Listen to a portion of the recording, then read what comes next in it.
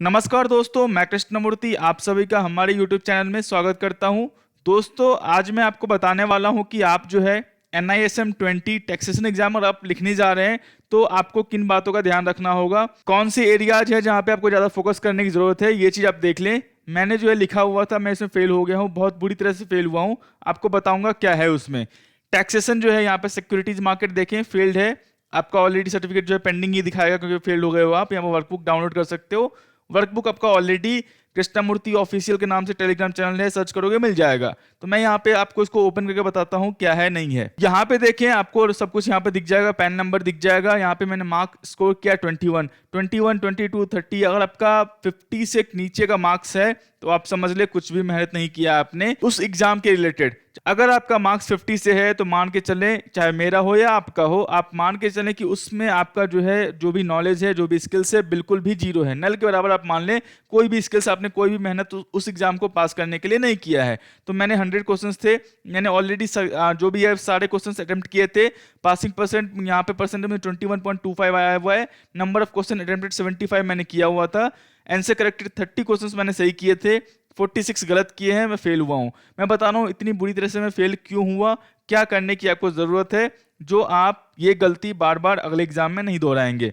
कोई दिक्कत की बात नहीं है। मैं फर्स्ट टाइम जो भी एग्जाम लिखता हूं, मैं जो है देखने जाता हूं कि क्वेश्चन किस पैटर्न का आता है, कहां से वो पूछते हैं, कैसे वो पूछते हैं। तो मेरा फेल करने का मतलब जो है मेरा कोई अलग ही सीन रहता है, क्योंकि मुझे फेल करना अच्छा लगता है। मैं एक बार सीख गया कहां से आने वाला है, नेक्स्ट टाइम एग्जाम दूंगा उस एरिया पे ज्यादा जो है डेवलपमेंट करूंगा और एग्जाम पास कर जाऊंगा। तो ये चीजें अगर आप फेल होते हैं NISM एग्जाम में तो घबराएं नहीं, कोई दिक्कत की बात नहीं है। आप नेक्स्ट टाइम जो है अच्छे से पढ़ें और पास हो जाएं। समझ गए? यहाँ पे जितने भी एग्जाम मैंने लिखे हुए हैं ऑलमोस्ट सब में फेल पास हुआ हूँ, तो कोई दिक्कत नहीं है। अगर आप फेल होते हैं तो आपका मेन ऑब्जेक्टिव होना चाहिए एट द एंड में आप पास कर जाओ एग्जाम, कंप्लाइंस फॉलो कर लो और उसके रिलेटेड नॉलेज रख लो कि कोई भी इन्वेस्टर्स आपसे पूछता है सवाल तो उसके सवाल का आप सही आंसर दे सकते हो। ये आपका मेन मोटिव होना चाहिए। ये चीज आप समझ गए? अब जो है मैं यहाँ पे आपको बताने वाला हूँ कहाँ से वो कैसे पूछने वाले हैं सवाल आपको, ठीक है?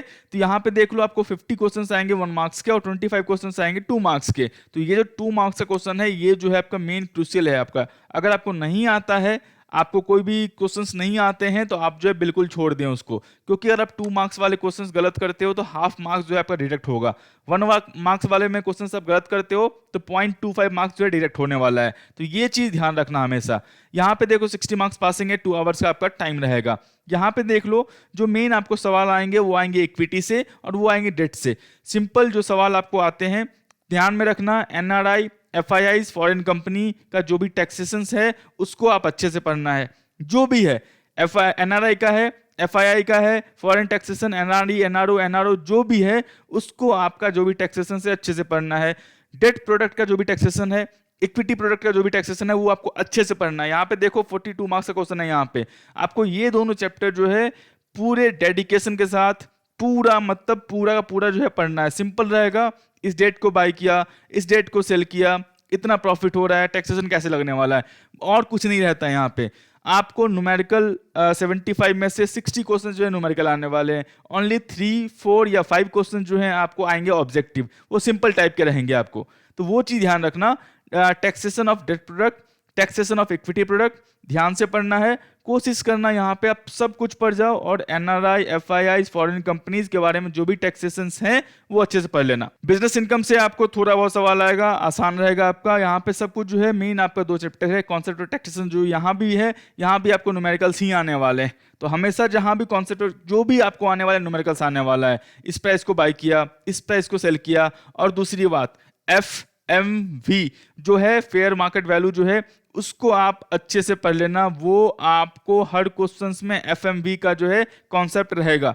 इस प्राइस पे बाय किया, FMV इतना था, इस प्राइस पे सेल किया, FMV इतना था, टैक्सेशन बताओ। आपको FMV का जो कॉन्सेप्ट है वो बिल्कुल मतलब बिल्कुल क्रिस्टल क्लियर करना होगा। समझ गए? ज्यादा आपको जो है कुछ और एक्स्ट्रा ऐड होने वाला नहीं है, बस यही रहने वाला है। डेट का, REITs का 2 या 3 सवाल होंगे आपके।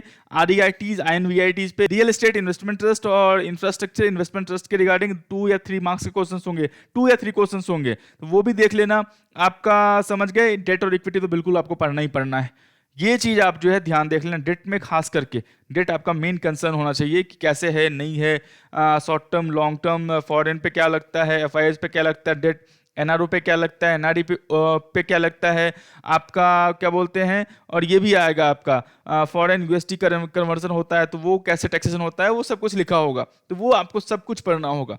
ये चीज ध्यान रख ले, concept of taxation, income from debt product और इनका taxation from equity product, taxation from debt product, ये 3 चैप्टर जो है आप अच्छे से पढ़ ले। और अगर आपका ये 3 चैप्टर कॉन्सेप्ट बिल्कुल क्लियर है तो आप बाकी के सवाल भी आप ले लेंगे। यहाँ पे आपको आईएफएससी से 2-3 मार्क्स सवाल आएंगे, आपको ये भी ध्यान रखना। आईएफएससी से भी जो है आपको 2-3 क्वेश्चंस आएंगे कि मतलब फॉरेन कंपनीज अगर डील करती है तो कैसे होता है नहीं होता है, वो भी आप देख लेना, समझ गए। आपका सब कुछ सेम रहने वाला है। तो आप कोशिश करो taxation of equity product, taxation of debt product और यहाँ पे आपका कॉन्सेप्ट ऑफ टैक्सेशन, आपको ये तीनों तैयार करना होगा। कोशिश करना न्यूमेरिकल पे ज़्यादा फोकस करना, कॉन्सेप्ट ज़्यादा समझना, न्यूमेरिकल क्लियर है आपका, ये 3 चैप्टर क्लियर हैं आपके, सारे चैप्टर के सवाल सब क्वेश्चंस जो हैं आप ऑटोमेटिक सॉल्व कर दोगे। जो भी उसका रूल्स है बस ऊपर ऊपर देख लेना, आपको क्या बोलते हैं वो आपको याद करने की जरूरत नहीं है कि कौन सा सेक्शन है, कहाँ पे लगता है, कैसे लगता है, वो सब आपको देखने की जरूरत नहीं है।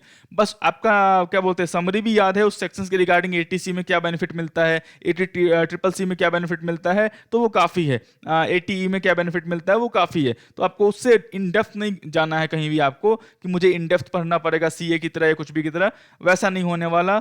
मेनली आपका सवाल जो आने वाला है वो आने वाला है जो भी आप सिक्योरिटीज मार्केट में बाई सेल करते हो, एफ&ओ पे सवाल रहेंगे आपके, प्रॉफिट एंड लॉस कैसे कैरी फॉरवर्ड करते हैं उस पर सवाल रहेंगे आपके। तो ये सब सवाल जो हैं आपके रहने वाले हैं।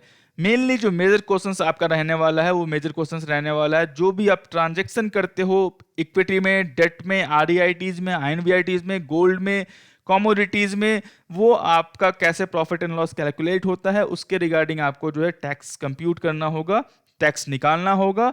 चीजें सिंपल रखें। न्यूमेरिकल्स आपको ऑलमोस्ट 80-85% के न्यूमेरिकल्स रहने वाले हैं 75 क्वेश्चंस में। 10 to 15 मार्क्स के आपको जो है थ्योरी रहने वाला है, थ्योरी जो है बेसिक कॉन्सेप्ट का रहेगा। तो न्यूमेरिकल पर ज्यादा फोकस करें, टैक्स कैसे निकालते हैं उस पर आप ज्यादा फोकस करें। बहुत ही आसान एग्जाम है, नेक्स्ट टाइम मैं आपको दिखा दूंगा, पास कर जाऊंगा, उसका रिगार्डिंग जो भी है मैं वीडियो ले आऊंगा आपको। बस सिंपल था, आप ऐसे ही करें। मैं आशा करता हूं वीडियो आपको अच्छा लगा होगा। वीडियो अच्छा लगा हो कृपया लाइक करें, सब्सक्राइब करें, शेयर करें। ट्रेडिंग और डीमैट अकाउंट लिंक जो वीडियो को डिस्क्रिप्शन में है वहां पर जाकर ओपन कर सकते हो। कुछ भी सहायता होता है मैं नाइट को 8 PM लाइव आता हूं, वहां पे आकर पूछ लेना। सारे social media site Telegram, Instagram, Facebook, Twitter, जहां भी आपको लर्निंग वीडियो दिखे ज्वाइन कर लो। तब तक के लिए दोस्तों धन्यवाद।